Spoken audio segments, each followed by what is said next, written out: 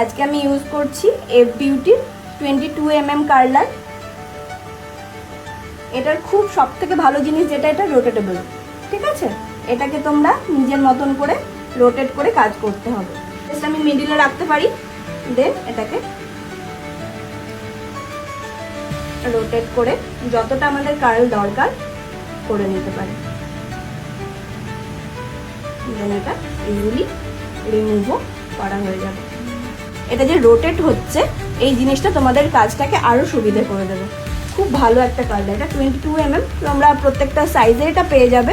কালারটা কিন্তু খুব সুন্দর, সহজ করে দিবে কাজটা তোমাদের। তারপর তোমরা চাইলে একটা কারোকে খুলে তোমরা দুটো করে দিতে পারো।